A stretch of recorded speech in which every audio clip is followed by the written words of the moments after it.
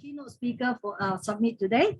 Now we are ready to welcome our next panel discussion. It's all about women. All right. So it is not easy to be a career woman in this modern age and time, with multiple roles as wife, as mother, as daughter, as employees, and some as businesswoman. So the discussion is all about being authentic, being bold, and being confident. And Veronica, you're certainly that. Thank ABCs. you. I put that when I designed this chat, and it's my honor to introduce the moderator for this panel, and she is joining us from Las Vegas, USA. And you know, I'm showing off my watch there. Abingdon, Chelsea, Mullin. Ooh, yes. And she reminded me when we were practicing for this. She says, Teresa, when you wear this watch, you are being reminded that you are part of a very powerful tribe. Abingdon, I certainly feel this. She is my dear friend from Los Angeles. We met about 9 years ago when I produced a documentary on her, and she was very young then, is still very young, at 37 only, and looking 22 still. That's when she got her pilot's license. She is a female pilot, and she is the designer of this watch, the Abingdon Co. She is also the chief crew member. She is everything. I had to give her a title because she's so many things. So I said, she is the true driving force for women because she's all about empowering women, doing great things together and individually. And she is also the founder of the Abingdon Foundation, which provides research and scholarships for women who are seeking non-STEAM professions or for recreation. Abingdon, I'm going to toss it over to you so you could introduce our fabulous women on this panel. And, you're the captain, so fly away, Captain. Thank you for being with us. Yeah. Thank you, Teresa. Thank you so much for that wonderful introduction. If I could have, as we start, I really want to get everybody engaged. It's kind of crazy. I am a pilot, and therefore I'm actually not in Las Vegas because I last minute flew to North Carolina. So it's just shy of 11 p.m. right now where I'm at in a hotel room, which is why this lovely decoration is behind me. But if I could get everybody to turn on their video, because what I want to do for Teresa is I want her to be able to take a screen grab of everybody saying hello. So if everybody could please turn off your video right now as I start to introduce everybody that's going to be on this amazing panel. We are, all of us collectively, by turning off your video, we are empowering Teresa, because she's been putting on a fantastic summit. If you guys agree that if you've gained anything out of the last few days, turn off that video, say hello, give her a big wave, and we're going to have a lot of fun with this. So, and I'm going to call you guys out. Mary, your video is still off. Andy, Kellen, Dr. Tanu, Joyce, I need you guys to throw your video on. And he's truly a captain, I tell you. She's truly a captain. Listen, this is what a captain does. We take control of our ship and we say hello and make sure that everybody knows everybody, because we are together today, an entire crew. Yeah. So and you're also supporting Veronica, my co-founder. I want to get Yep, absolutely. Thank you so much. You guys are fantastic. Okay, so now on the count of 3, if we can all give a wave. Yes. 1, 2, are you ready with your camera and your screen grab here? Yes. So 1, 2, 3. I love it. I think amazing. We rehearsed this, by the way, spontaneous. She's fantastic. And I do love wearing your watch. I do love it. I wear this everywhere I speak around the world in the last 7 years. Even when I was on TV, I would wear this. So thank you, Abingdon. You're so amazing. I know we don't need to say these words. It's all through our actions. So thank you so much. And please introduce our honorable panelists. They're just ABCs. Authentic, beautiful, and go ahead. Thank you. I am so excited. What I'm going to do here is I'm going to introduce the 4 amazing women that are on this panel. This panel is called All About Women, Authentic, Bold, and Confident, Women Empowerment in the Time of COVID. And so we're going to be speaking with 4 incredible women. And right now, what I'm going to do, and my information is in there as well, if you go to the chat, we have all decided that we're going to share all of our information with you.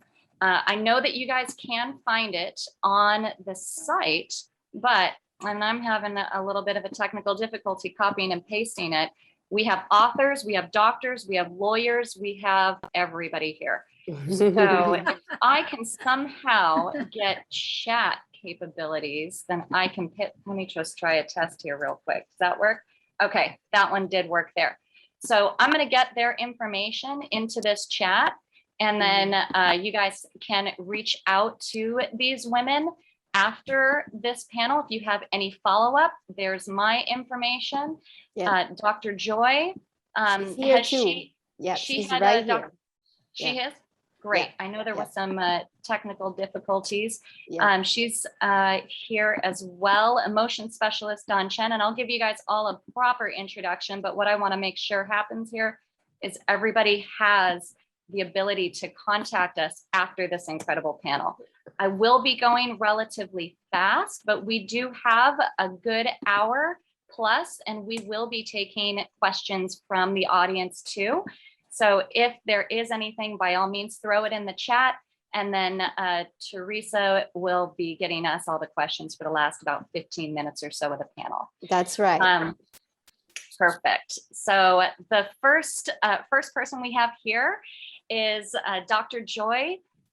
She is zooming in from Kenya. I don't know what the technical term is to zoom in, but that's what she's doing. She works with women about finding peace. She runs retreats. She's a lawyer. She's an author. She is a coach. She has more titles, I think, than anybody I have met this year. She is a Renaissance woman to the core. We're going to be hearing from Angela. Oh, wait, now let me go in the same order. So Chen, emotion specialist. Angela I'll introduce you in a second.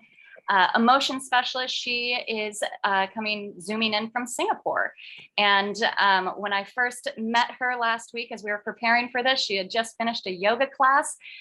She is very much about the internal and how we work from within ourselves to empower ourselves. So I'm very excited to introduce you guys to Dawn, Angela, Kaur Baura, sorry.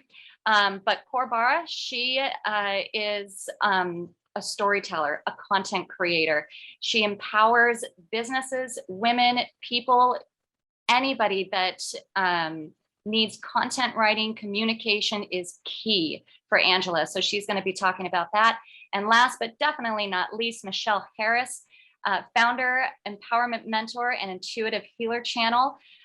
She moved to Hong Kong at a very young age. I believe it was in your 20s. And from there, she discovered an entire new appreciation and ability to medicate, would be a word that I think a lot of people would relate to, in that you can treat yourself, you can empower yourself. And we start as mothers, as to help our children. She works with kids, she works with moms. She is a mom of a 15-year-old. And so we have an incredibly powerful and powerful group of women. And the point of today's panel today is, what I want to do is I want to make sure you guys that are all listening to this are empowered by the end of this. So the first thing I've done here is I've provided you guys all the information to reach out to any of us afterwards. That's empowerment number one. And the second is I'm going to set a stage of rules real quick. So this is a very conversational panel. So as I ask questions to the four women, I'm going to just kind of leave it open. They can bounce off of each other. The one thing, ladies, the four that are in this panel, is I never want to hear an apology. That's an empowerment tool here for you guys. So if you cut somebody off, don't apologize. Just say, oh, okay, hold on, go for it. And then you guys can both finish the conversation together. So this is going to be a very organic panel, and it's going to be a lot of bouncing forwards and backwards. We may go off on a tangent or two, and that's going to be totally okay. So that's That was rule number 2. Rule number 3 is we're going to save the last 15 minutes for questions for the audience. So if you guys do have anything that you want to address with us, then definitely put it in the chat, as I said earlier. So everybody ready to begin? If we are, I see some nods. Excellent. So let me open this up to all 4 women. If you could please take 3 minutes and just tell us what the last 19 months, so I'm kind of starting from the beginning of the pandemic in March 2020, what the last 19 months has been like for you and how you've come out stronger from this pandemic. Dr. Joy, you want to start? Yes, thank you. I'm gonna start. Thank you very much, everyone, for joining. I'm very privileged to be part of this panel this morning. It's morning in Kenya, very in the morning. So the last 18 years have been life-changing for me in the sense that something has happened that has never happened in the world before. I was so used to gathering around women, friends, and doing work the normal way until, of course, COVID-19 came. And I had to turn around my thinking and everything. First of all, for myself, to keep myself sane, and then for the people around me who are looking up to me for help to deal with the current issues they are dealing with, including loneliness, depression, isolation, and other factors that came in with COVID. So for me, what has changed is that I have changed my habits. I never used to spend time in meditation and mindfulness exercises, but I found myself doing that a great much more. So I use first hour in my morning. I use it to just center myself through meditation exercises so that I can be centered for the day, because I know people won't be looking up to me during the day, and I need to be strong for myself and for them. That's one main that I think has changed. The other one is that I have had to do evening walks so that I can rewind after a full day's work, which I never used to do before. But now I'm taking a 1 hour walk just for my own self-care in the evenings from work. That's another one that has changed. Now I'll be talking about later also how our programs have to go online, and how I have had to check in on women, especially to make sure that they are doing well, and to do so through online forums. Thank you very much. Thank you, Joy. I love evening walks as well, so I'm right there with you on that. It's a nice way to just channel the entire day. Who would like to go next? All right, I'll go next. Yeah, hi everyone. Thank you for being here and hearing what we can share with you, and hopefully it will help you as well. So for the last 19 months, like what has caused many to be feeling off the balance, it also caused some off balance for me, because suddenly the whole game changed where we can't meet as many people as we wish because everyone just needed to be at home. And somehow over time, there are just more people reaching out. And in order for me to help more people out there, I have to do more for myself too, as well as not just educating people out there, but what I can do for balancing my own mental and emotional and physical well-being. So like what Dr. Joy does, I also take a lot of walks in the parks, because in Singapore, we don't have many forests or nature. So I take effort to go to the parks and just take off my shoes and ground myself on the grass. Yeah, even if it's just on the road, I'll just walk barefooted. And having really busy schedules when COVID first started as well, I started with yoga class. That's how I actually helped to release pent-up energy. And also just go for more walks, go for cycling, in order to just keep myself up there so that I can actually help more people. And during this 19 months, I must say that I have met amazing people whom not just helping more people out there, but they are also educating people out there to lift one another up. So, and I'm just privileged to be part of this movement, and I must acknowledge Veronica and Teresa, because they have been really inspiring, and we are all holding hands, holding arms together online to reach out to more people and supporting one another out there. So I must say that during the 19 months, I've not helped as many people as I have done before COVID happened. So don't feel that you are alone, because there's always help. And the first thing I would want to share is really to bring the awareness back into your body, into your heart center especially, because that's where our center is. And when you have that awareness, you recognize what is really affecting you.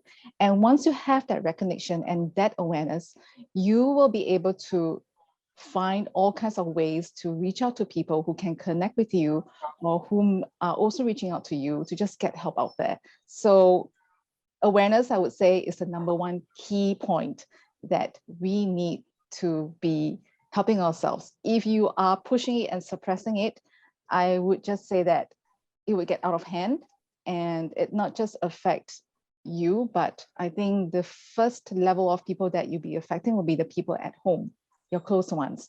And when your energy is off balanced, the first level of people that will be affected would be your family members. So your family, your close ones would be the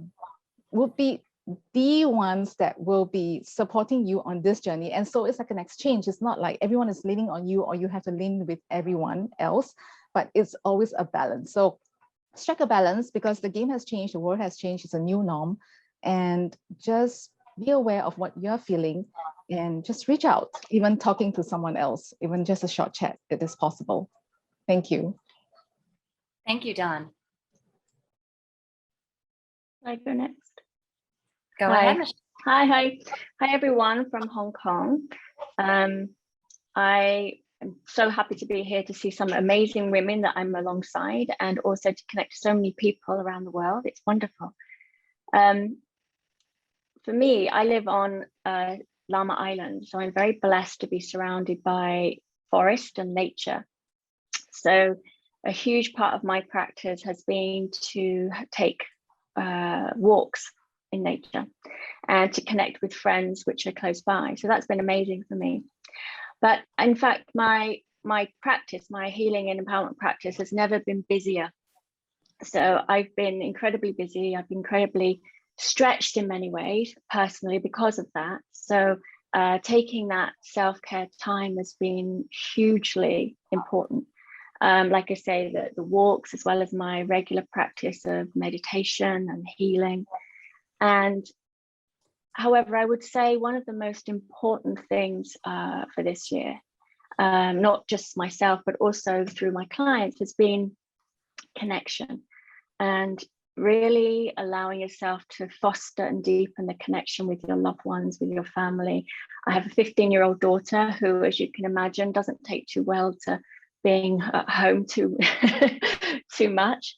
She's at that age where she wants to be out socializing, and of course she's had to cope with online schooling, which has not been easy, especially as she's coming into her exam years. So she's had a lot of stress and pressure with that. So it's been a case of holding space, holding the space to support her through this time, as well as with my husband, myself, and friends and clients.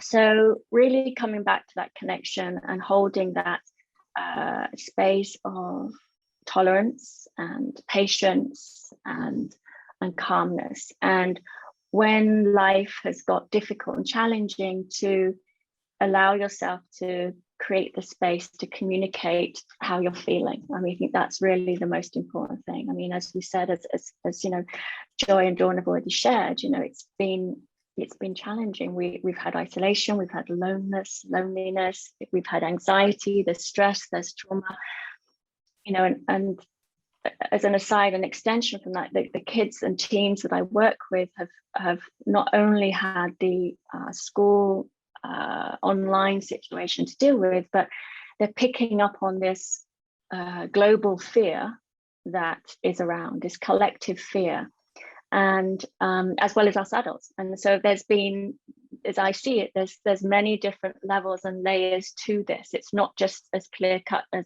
I'm feeling alone right now. It's dealing with deeper and real fear and anxiety that's connected to so many different levels.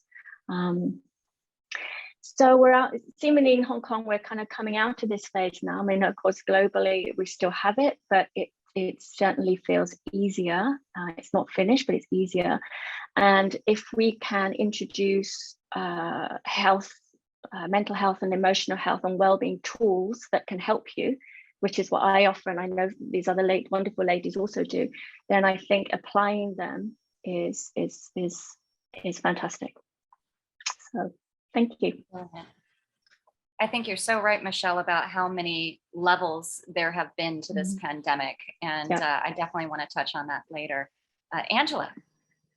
Hi, thank you so much for having me. It's a pleasure, absolute pleasure to be here. The past 19 months have been interesting, to say the least. I'm a content writer and a communication strategist and a journalist, predominantly working with health and wellness brands. So I do a lot of work around, the importance of maintaining your health and well-being and looking at all the different facets that can contribute to your optimal health and well-being. Ironically, while doing all of that, I had let my own health and well-being go, and I had put it to the side. And around a year and a half ago, I started to have a few health complications that I ignored because I was focused on work and I was focused on my 3 children. I was focused on being there for family and friends, but I wasn't there for myself. And about 15 months ago, I've lost track of time now, as we all do in this COVID era, I became very sick. And I was in Dubai at the time. I live in Hong Kong, but I became so sick that it became a life-threatening situation. And because of COVID, it was incredibly difficult to get the critical care that I needed. So I was in a life or death situation. I was told by the practitioners that I was seeing, or virtually seeing, because they wouldn't see me in person, was that it was time to say goodbye to my family, to get all the paperwork done, to get everything sorted out and to say goodbye. Fortunately, some kind of miracle happened and I was able to get the surgery done in time. I had 3 successive surgeries, no anesthetic. I was wide awake doing it because of the complications if I was to get COVID. And I'm lying there and I'm awake and everything's happening and I'm thinking back and I have no end of regrets.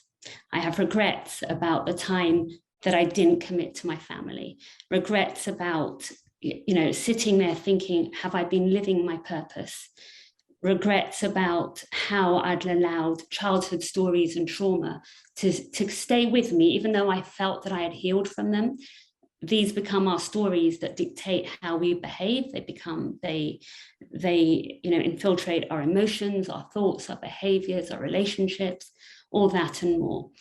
I regretted the fact that I hadn't broken free from a generational cycle of workaholism. I am a workaholic. It's something that's a work in progress, excuse the pun, but it's something that I'm working on.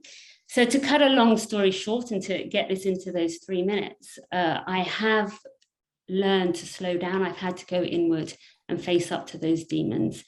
And I've had to reprioritize, as I feel that many women have had to do in these past few months or past couple of years now. I've had to look at my purpose in life and ensure that everything I do is now purposeful. Because when we get to the end of our time, I'm sure many will feel that way, if they're ever in that situation. I don't want to look back and have regrets, because regrets are tough to deal with in those minutes that you think are final. So that's where I was then, and this is where I am today. Thank you. How powerful. Angela, that I felt that in my soul. That was, thank you. Thank you for that, for sharing that. And I'm glad that you're well and you're with us today. Thank you. Yeah. The next question, and this is a kind of a follow-up, and it brings a bit actually to what Michelle was saying, where there were so many facets and different levels of the pandemic, not just the outward. We may have been locked down in our homes, and in the United States, we couldn't get toilet paper. I don't know if that was a worldwide thing as well, but I know that was definitely a thing here. There were those kind of superficial levels of the pandemic. And then what we started to discover was that there were a lot of mental health issues that started to come up because of this new stressful situation that humanity had been brought into. And it took a lot of people by surprise. And a lot of people just kind of became understood, didn't know how to deal with these things, along with another level of maybe having lost a friend, a family member, somebody close, somebody maybe even a little bit further away, a coworker, a colleague. We all felt the effects of COVID.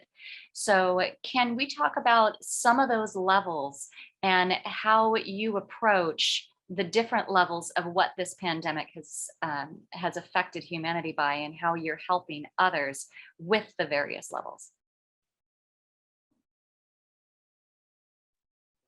I'm happy to start if you like, Abingdon. So just to fill in from what you were just saying, my mother-in-law sadly passed away through this COVID situation, through the pandemic. And it was very difficult, especially obviously for my husband, because he wasn't able to go back to the UK. We're from the UK originally, to actually attend the funeral. So we kind of attended the funeral on Zoom online. So grateful for Zoom to be able to offer that to us. But of course, it was very, very difficult, especially for my husband. So having experienced it very close to me, is also a very good friend of mine in England. Her mum passed. So I've had around me certain people who've had family members. And from that point of view, the sense of, or lack of, I should say, closure, not able to go there in person to feel like there's a sense of closure in that. So that's been very hard to navigate. And so, you know, my husband in particular is having to deal with some inner aspects of grief, because he's not able to actually do it. So that's like an ongoing process for him. So he's using tools to manage that.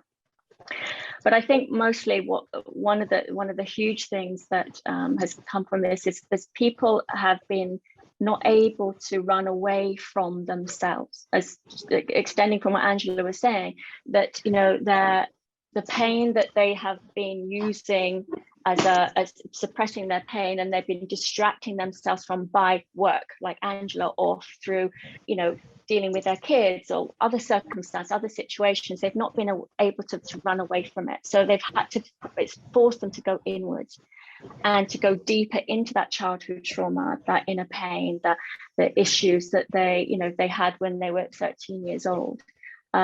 So that level has come up for people, whether they liked it or not. So there's a sense of feeling powerless and out of control with the emotional trauma and the pain that's coming up.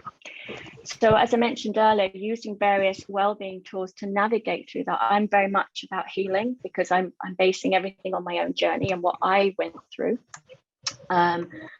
You know, I've been through the anxiety, the depression, the trauma, the self-limiting patterns, the beliefs.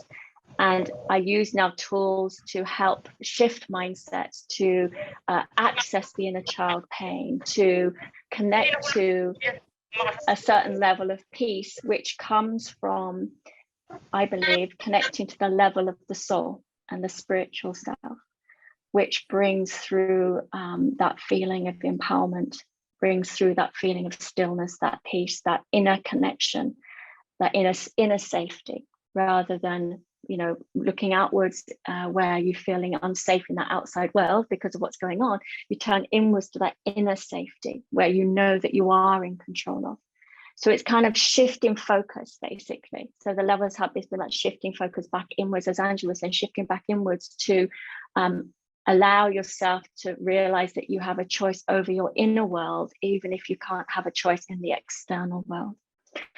I mean, I could go on, and there's layers to do with the masculine and feminine. There's layers to do with power and control, and on the global level, political. There's so many levels to that, and I won't go because I'll let others speak. But I so yes, I do.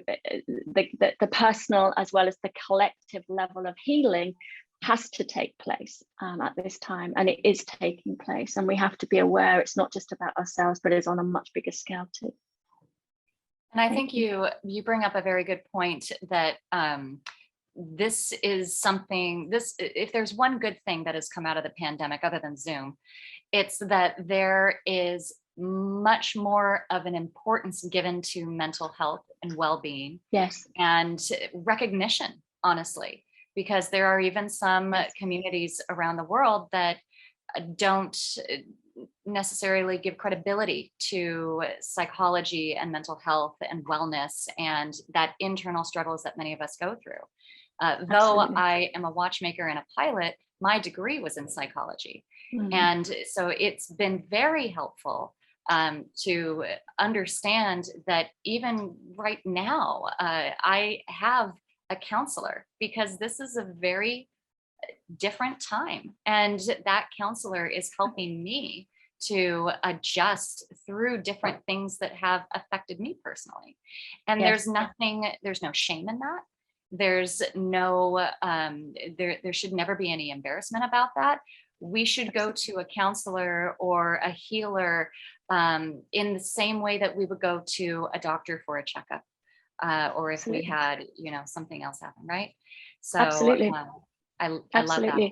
Yeah, absolutely agree with you. Yeah, totally. And and I think that like I say, I think people almost like are forced into that in a way. But it's not, as you say, from a place of embarrassment or shame. It's just necessary. It's a natural part of that individual person's personal evolution and soul evolution, as well as a global collective evolution too.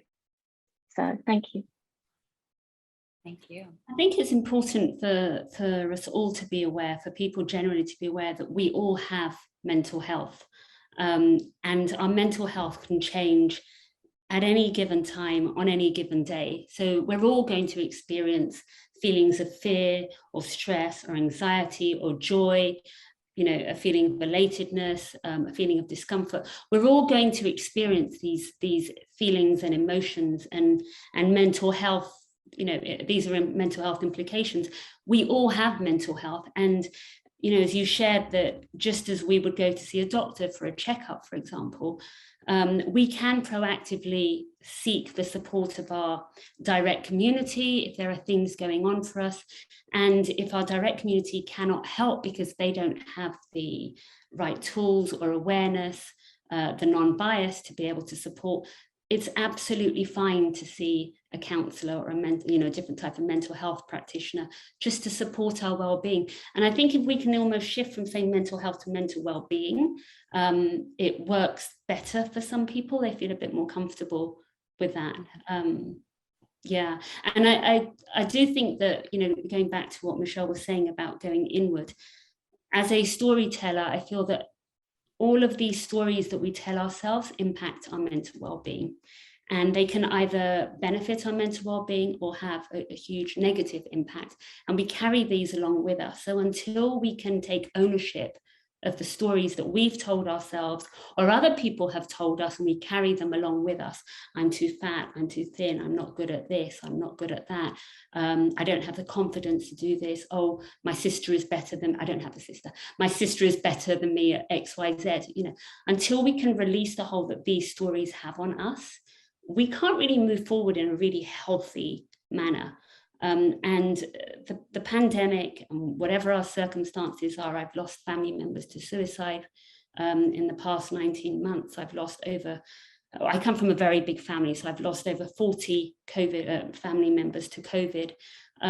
These have all had a huge impact, but my mental resilience is there because I've had to go inward and do a lot of work by releasing the hold that the stories have on me. So I think it's really important, if we can, all to just, as Michelle says, go inward, look at what's going on within you, look at what stories you're carrying and release them, let them out. Just let them out, let them go, work with them. I love that. Yeah. Joy, Dawn, did you want to add anything? Yes, definitely. So I would also like to share that during the last 19 months, I've had my own issues too, and I write them down because I find that that would be really helpful for me to recognize what were affecting me, such that after going inwards, because we wouldn't be clear sometimes, but writing it down helped me. So keeping a journal was very helpful. And one of the major blocks that came up during the 19 months were like, I think some of you may recognize it. Like, I don't know how, what's the point? Because the pandemic was just happening and I was feeling lost as well. Like, what's the point of doing whatever that I was doing? And I had even this thought, like, I might as well not do anything. And I also felt like I want to run away, but I don't know where, because everywhere just couldn't be traveled to, especially from Singapore. And I felt like I was avoiding. So the moment that I recognized all these blocks, I reach out to my fellow practitioners to get help. So one way is to align by clearing all the blockages, because emotional health is something very closely related to mental well-being. So recognizing these feelings, they are actually part of emotional health. And the moment I got helped, it just felt like everything was cleared up. And to reach out, the thing is about reaching out as soon as you can and not sit on it or not suppress it. Because a lot of times we think that I'll just deal with it later. I will have to deal with task A, B, C, and they would just all be like business or your work or someone else's problems, but you put yourself last. So if you really want to get out there to help other people, support other people, I think the very first thing that you need to do is you clean up your own junk before you could reach out to other people. And so from there, I also practice inner balance, and I would just bring my attention back to where the heart is. And this is something that I have been talking about rather regularly. The heart is not just talking about a physical heart, but you know where you feel the most loved, and it will be the same place that you felt hurt. So when we just go back in there to that center and just put our attention there and just put a smile in that space and just take deep breaths. 3 deep breaths are also good enough, even if you're like in the midst of an argument or in a corporate boardroom kind of meeting, even if it's online now, it all can be done just by bringing your attention back to that heart center, taking deep breaths from there, putting a smile in there. You can actually find relief very, very instantly. So this is something that I want to share of what I have done. Thank you. Thank you, Dawn. For me, I would say that COVID-19 is still a reality here in Kenya. So it's not something of the past. It is something that we are still grappling with, because I think maybe less than 1% of the Kenyan people have been vaccinated. So it is something that we are still learning to live with, and a lot is still happening. We are not out of the woods at all. So adjustments that we started making 19 months ago, we still have to continue making them. So what has it meant for me to have, to see this continuing to happen? Like all of you have mentioned, this has touched us at a very personal level. At my own personal level, of course, I've also had many losses of friends and relatives. And I lost my father too, not because of COVID, but because of something else in January. Grieving had to be done differently from what we are used to. Like you are aware, Africans are very communal people, collective people, and like gathering in groups. And so social distancing is not something that is a reality here, because people are so connected that they find solace, they find strength in each other. So to make a shift to having to deal with some of these issues like grief and other mental wellness practices, to shift from that communal, collective way of doing things to doing things at a more personal level because of course, the restrictions, that shift has been quite interesting for me. But I would say in many ways it's been positive for me, because things like, for example, going to church, I haven't been to church since COVID started. And yet that was such a routine for me for all my past years. But that's something I don't intend to do anymore, because I have gone to another level in my own personal wellness journey, where I know that I can unleash the power from within me and pursue a spiritual path that can help me support myself even when I don't have someone else to support me. And I'm happy to say this has happened not just to me, but the rest of my family members, where we now know that we can't do life the way we used to. And so how do you do life in the new circumstances? So the level of being so collective and communal has changed for me very, very much towards a more personal way of supporting oneself, and also now looking for a smaller groups of people where with who you have, like minds, and you are able to support each other. So I have a small group of people, like-minded people, and I would like also to add here that healing and mental wellness is also not very common here in Kenya. I must say that people go more outwards to find healing. They look for common activities to do, and they also operate at a very high, nominal level up there, where they talk politics and talk about, other mundane things of life. So people don't really go in that much. So I can say it's a new, for me, it is something which is not commonly practiced here in Kenya. I must be among the very few people who really are into the mental wellness through healing practices, through even counseling is not looked at as something that is that people can go to counselors, because it's assumed that if you go for counseling, then you are unwell or something like that. So these are some of the things we are trying to say. No, mental well-being is so important, and also going into personal power, taking personal responsibility, self-responsibility to what's happening, and knowing that you have power within us to deal with this. So someone talked about self-talk. I also help myself to deal with my own self-talk. What do I tell myself? What story do I tell myself? How do I change my own narrative from things are really bad to I'm grateful for this, I'm grateful for the other. So I'm turning negative talk into positive talk. Optimism, I found it very, very important. Giving people hope that it's gonna be better. And of course, starting by giving myself hope. And going in through mindfulness practices, where I ask myself, where is the tension and how do I deal with that tension? So I'm doing that, and at the same time handling family members, and especially my mother, who is really struggling with her own grief of losing her 63 year old. I mean, they were married for 63 years. So losing that partner was just destabilizing to her completely. So as I'm working with myself and dealing with my own grief issues, I'm also helping her, but also really bearing in mind the importance of self-care. So I do massage every week. I get someone do massage on me. I get someone do reflexology on me. And I've taken self-care more seriously than I've ever done in the past.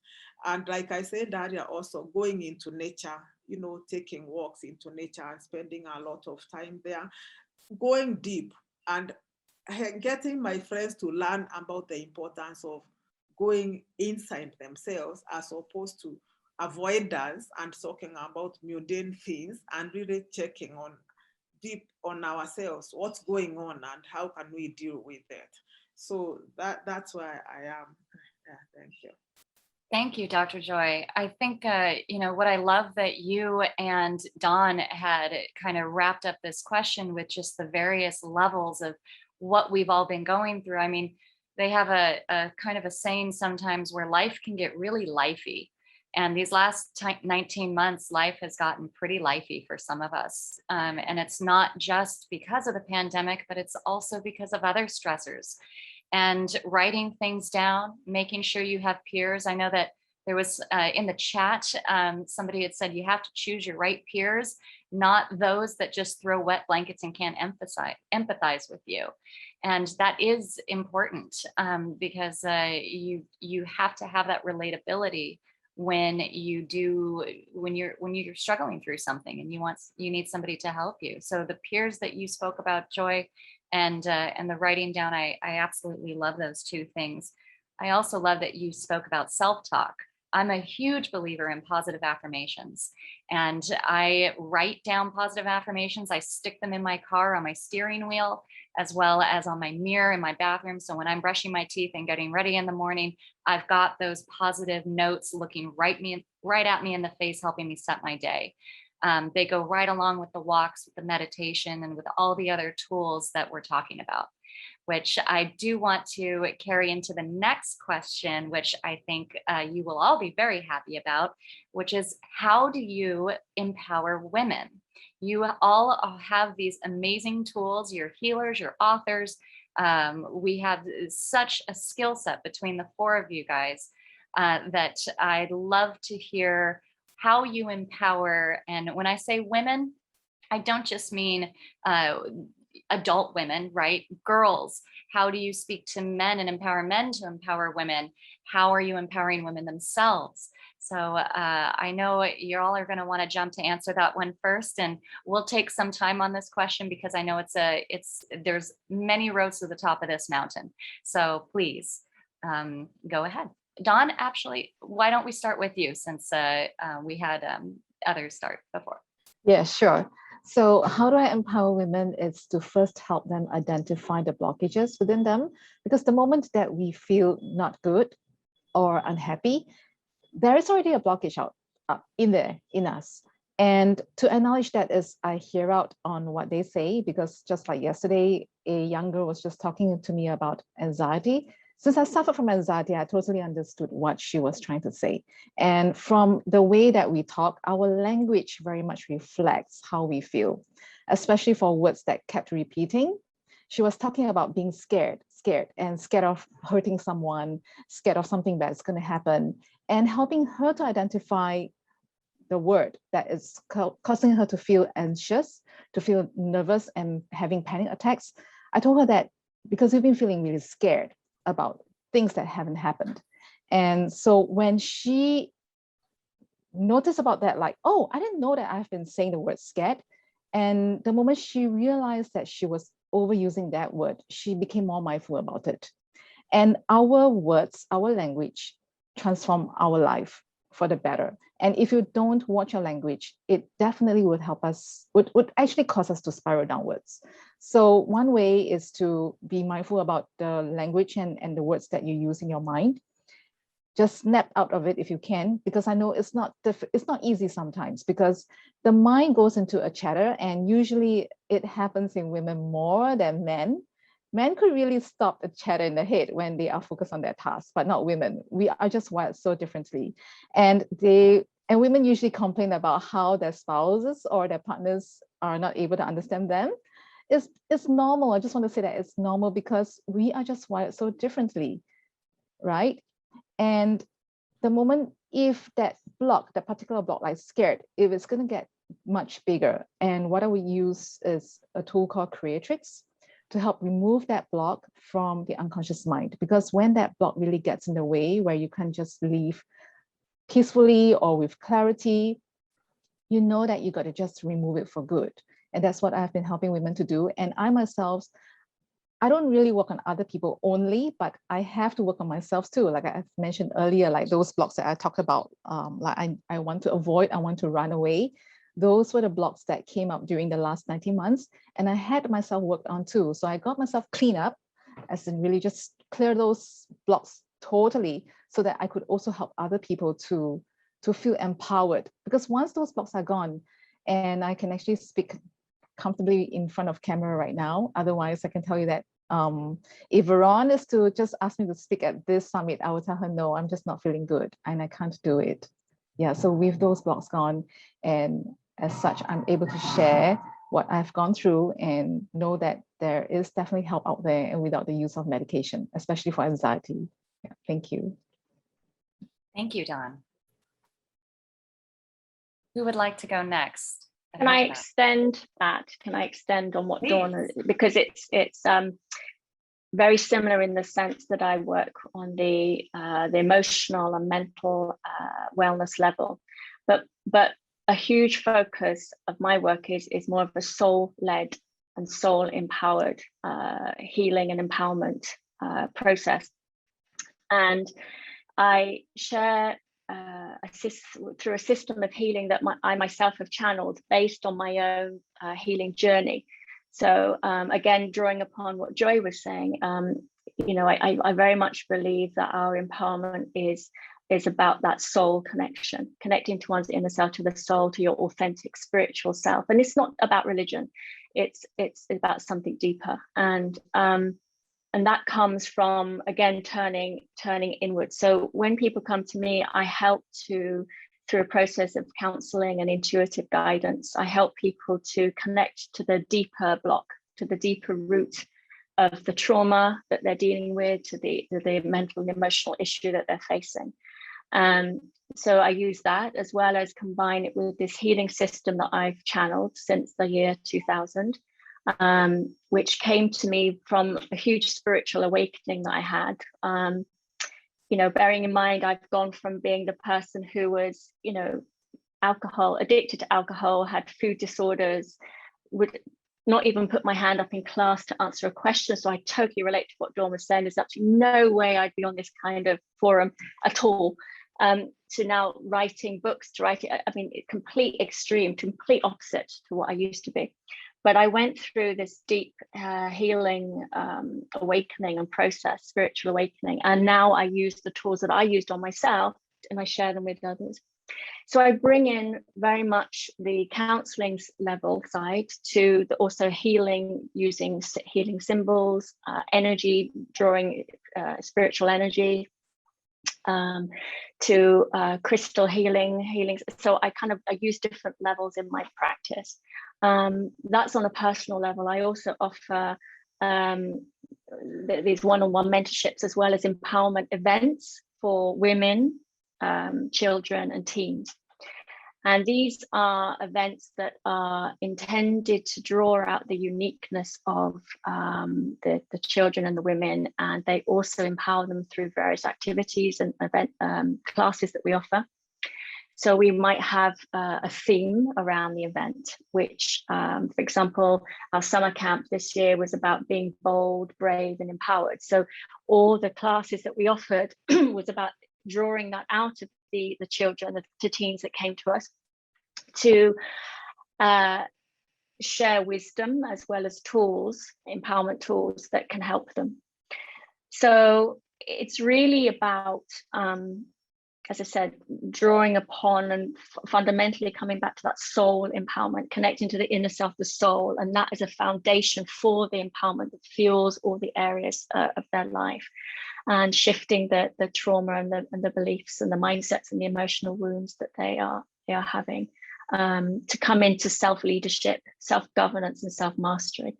That's in a nutshell what I do. So based on my own journey, like all of us here, we've all gone through so much pain and struggle. And I think that the greatest thing, that the message that I think probably we probably all share, is that there is hope through that struggle, and there is a way forward through that struggle, and that's pain. There are tools out there, so many tools in fact, and each one of us has our own unique theme of doing that. So thank you. I love that. And before Joy and Angela answer this question, I know that Michelle mentioned one of her camps. Donna also mentioned some of the programs. I did put up at the beginning of this panel everybody's information, so that everyone that is tuned into this can reach out and find out more information through their websites and their contact information. At the end of the panel, I'm going to do the same thing. I'm just going to put it right back into the chat. So if you did come in just a little bit after this began, don't worry, you'll be able to get their websites, their emails, their social media contacts, so that you can reach out to these incredible panelists after this panel is done. So Joy, Angela, didn't want to interrupt. Please take it away. Thank you. Women's empowerment to me is a very, very important topic. I am inspired by women. I love women. If you come to my office, it's just full of images and pictures of women and so forth. I just find myself getting so much inspiration from women. So I don't do women's empowerment work just because of anything else, but because I feel like I am called to empower women. And I know when I say that I empower women, it doesn't mean that it's me who gives women power. I know and I believe that women have power within them. So I feel my business is to help them to unleash that power and step out in faith and in power and get what they want for themselves because they have it within them. I started off as a women's rights activist way back more than 20 years ago. And I was using law as a tool for empowerment. I was using a human rights approach, women's human rights approach, quoting all the international laws and statutes and policies and so forth. We know, and therefore I was so content to be doing that for quite a long time, coming from a legal background where I thought what women need is power, maybe to reach out and get their economic rights, their social rights, and so forth, which is also important. But then I've been on a journey. And so at that, I did that for more than 10 years. And I must say that I reached out to hundreds of women and got them to understand their rights and how to claim the rights, you know. And at that level, that's great. I still do that because I still practice as a lawyer. But then as I went on my journey, I realized that there's more to life also. And I must say, I sort of stumbled into the whole issue because I'm a peace practitioner. I stumbled on issues of inner peace and inner well-being. And therefore, I thought it's a level that we women's rights advocates maybe haven't gone through because we are much more dealing with that superficial level of awareness. So when I went in deeper into inner healing, inner power, then it occurred to me that I must shift my practice from a human rights perspective to an inner peace perspective. So I deal with my work at the level of intrapersonal peace, where now I go into issues of peace within through coaching. I do one-on-one coaching to help women unleash their own inner power and deal with the issues that are confronting them so that they can have a holistic well-being where I'm focusing on the body, the mind, the heart, the spirit, and helping this woman to just rediscover themselves. I call it Woman Reborn. There's a book that I have published. It's called The Woman Reborn. That's the one I use to help women go into those 5 levels on a one-on-one coaching. Then I also do healing conversations. I believe that having intimate, candid conversations is a very, very important way of getting into mental well-being. So this is more of group work. I don't have the booklet here with me, but I also have another book which I have authored with my colleague called Scars of Light and Wisdom, where we are helping women through a 12-stage conversations. We hold 12 conversations, one after another, right from starting with woundedness. Where did the pain start? Where did the woundedness start? Some of us, it goes back, way back to childhood and all the way to where we are now. Some of it could be ongoing. Some of it could be just dug somewhere deep in the past and so forth. So through the conversations, creating safe space, holding space for women, then we are able to get them to walk the journey through those stages until they reach to a point where after 3 or 5 days, depending on which one someone takes, because the abridged version is 3 days, but the longer version is 5 days, you come out as what we call a healing healer. We stopped calling ourselves wounded healers because language matters. So I don't want to call myself wounded. I would rather say I'm on a journey to healing. So that's why we prefer to call ourselves healing healers. So I'm on a journey of healing, but also I'm holding the hand of my sister so that she can also get healing. So sisterhood becomes very, very important, because then it's a trust relationship that another woman can trust me to work with her and find healing for herself, take personal responsibility for her own journey, deal with the pain, deal with the brokenness, and get to the point of becoming a healing healer, where you are undergo, the constant looking in through journaling is one of the ones we use, and other methods to get to the healing. And lastly, we also do retreats. I do retreats on a quarterly basis, where we get women to go out there into nature and spend like a weekend. The abridged version is a weekend. Go on a Friday and go back home on a Sunday evening. Or for sometimes we also do a 5-day. That one we do twice a year. But the weekend version we do every quarter. So that we get into nature and do self-care practices. We have massage, we have reflexology, we have journaling, we have the conversations, we have time for reflection, time to walk in nature, earthing, and so forth. So that one is another one that I do. And lastly, I also have monthly forums with a group that we call ourselves healers.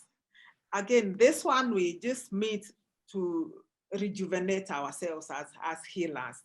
It is specifically for people we share the same work with. So we come together every month, once on a Friday afternoon, the 3rd Friday of the month. We come together to debrief, to share our experiences, what has happened, to recharge ourselves by giving ourselves new tools of handling what has been going on throughout the week. And that's how I recharge myself personally, because I'm sure I'm deliberate about self-care, so that then I'm able to recharge with my fellow healers and get the impetus, the energy that I need to to go back there and continue the work that I do. So those are the levels at which I work. And I must say it's a spiritual journey. It's a journey that is both self-help as well as, ability also to help others. So that's Thank you, Dr. Joy. I think when the travel restrictions are lifted, this is an invitation, I'm assuming, to all of us to come out to Kenya for one of your retreats. Yes. So sign me up. Angela, how do you empower women with the things that you do? Right. So, wow. First of all, that's incredible sharings from the other panelists. Really beautiful, really, really beautiful.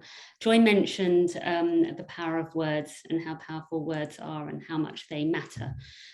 So I work as a journalist, and I'm referred to as a conduit for courageous conversations. And what that means is that I work with predominantly women who have a story that they want to release. It's got a hold on them. They want to let it go. They want to let it out into the world. And as they release that story, I'm by their side supporting them. As a journalist, I'm taking in whatever they feel comfortable sharing, and I'm listening to whatever they don't want to share publicly, but they need me to hold that space for them, which I'm more than happy to do.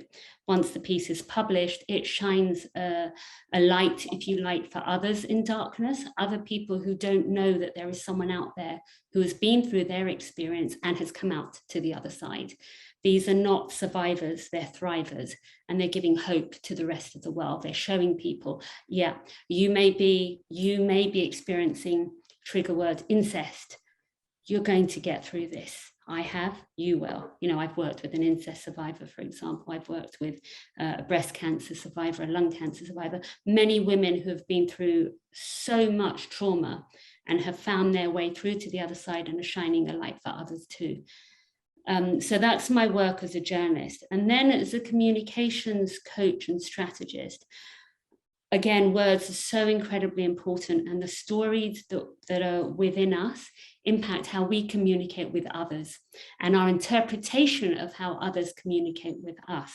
So I work with, again, predominantly women, but all genders, to help them communicate more effectively, more powerfully, to set healthy boundaries in a respectful manner. There's no reason to shy away or be uncomfortable with setting those boundaries. No is a single word, it's enough.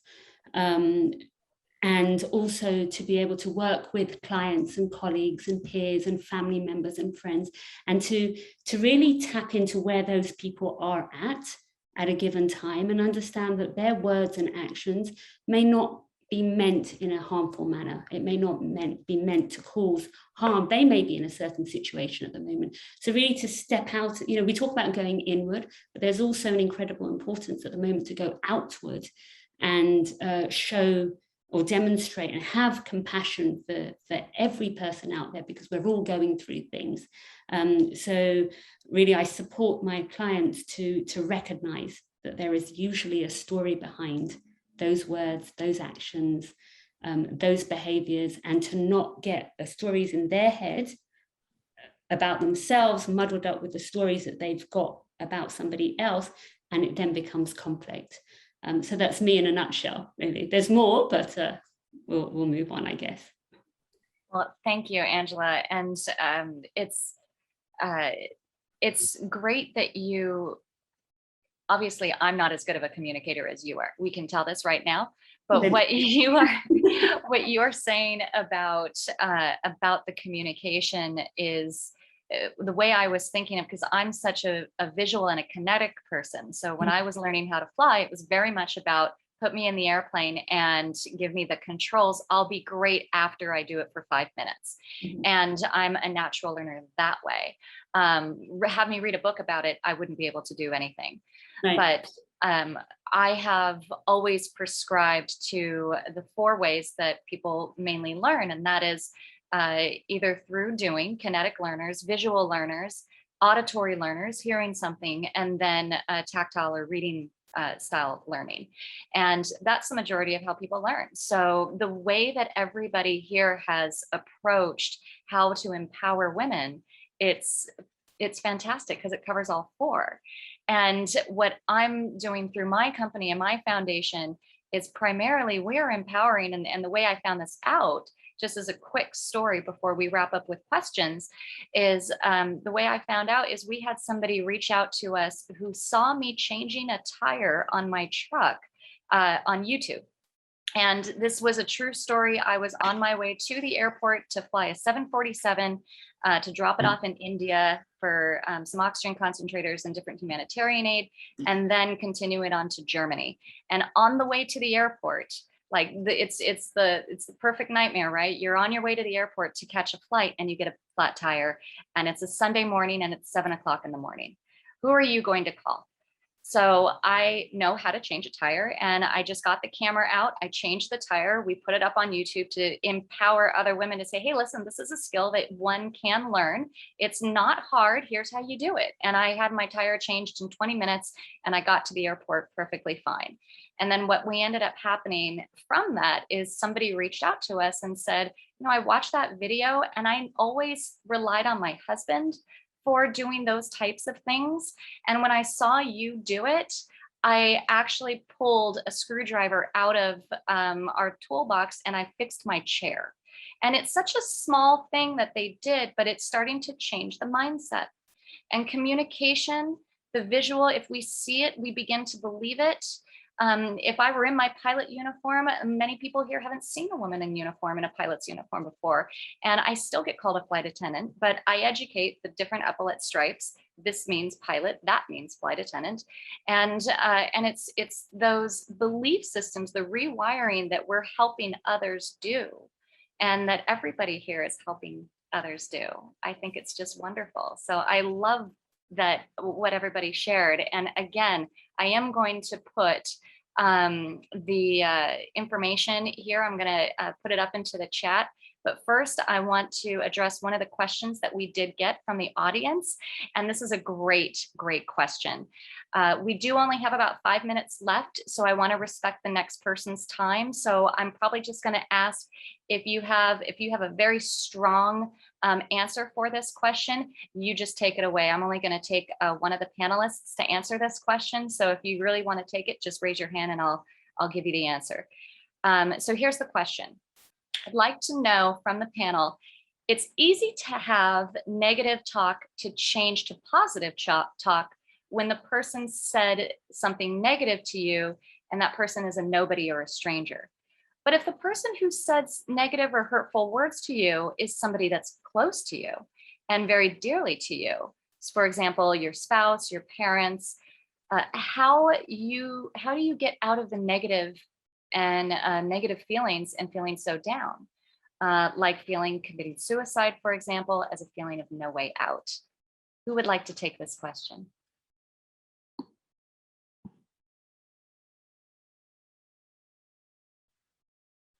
It's a tough one. Go ahead, Angela. Sorry, I'm just unmuting my audio so there's no background sound.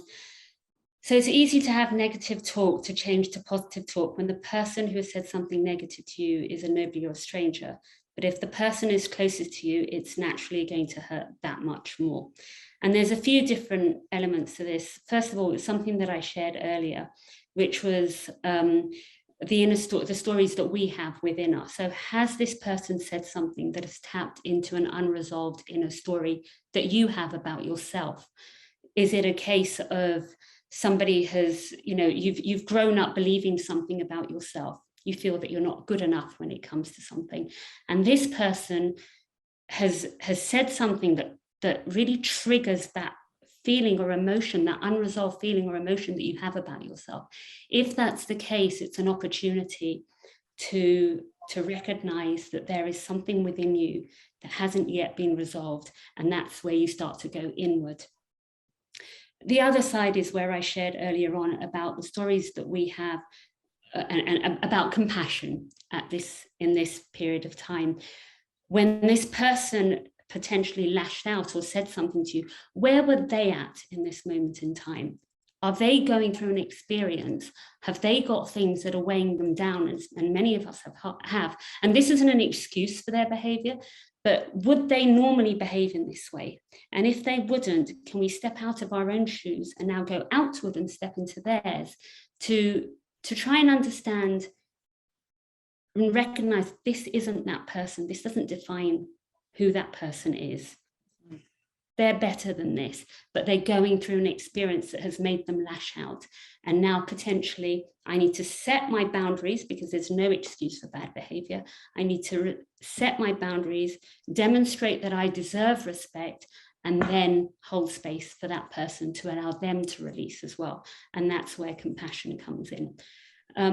I don't know the circumstances in which this has happened. So it's really a case of knowing what to do in that moment and recognizing how much of it involves things that need to be resolved internally and how much of it needs to be resolved within the relationship and how much of it is that that person needs support. But I hope this helps in some way. That's wonderful. Thank you. And the fact that you brought up where the other person is something that we often forget because those words are aimed at us. So we take them personally, be it from a stranger or from somebody that we know very well. It still feels very personal. And oftentimes when you remember this is where their spaces right now. Maybe they lost their job. Maybe they got in a huge fight with somebody. Maybe something happened in their world that we're not aware of, and they're just releasing something. So I thought that was an excellent point that you brought up. Thank you. I'll also share, if we have time, I do feel that our ego, and I'm not saying this is a case of ego, but I do feel that a lot of us are getting to a point where we're recognizing that we need to work more with our heart and mind and less with our ego. And I personally have been doing a lot of work on that. I wasn't an egoistical person in any way, shape or form. But when I am in a situation of conflict, and I do feel that, my spouse, for example, or a colleague or a client is lashing out, and I've had experiences of that, especially when we're dealing through their trauma-related stories, they need to lash, and I'm almost their punch bag. But I've had to stop and think, can I connect to them with my heart and my mind? Can I let my ego go? Because it was my ego that was bruised in that moment. And I recognize that they're in a place where they need support. I've got to put my ego aside right now after I've set those healthy boundaries. Well, I feel empowered after that. So thank you. And thank you to all the women on the panel.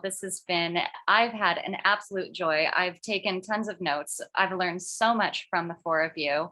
I cannot tell you how blessed I am to have moderated this panel. So Teresa, thank you very much. I am going to pass it on back to you. But what I have done for everybody is I've put everybody's contact information into the chat. So it's got everyone's emails that you've heard from, their Facebook, LinkedIn, connect with them, Instagram, their websites, the courses, the books that they've written, the retreats that they have, all the different programs that they offer. This is real, tangible things that we can do even beyond this summit. And we can stay in contact with these four amazing, amazing women and continue this journey. So I appreciate your time. I thank the audience for staying with and just being engaging and asking questions and commenting.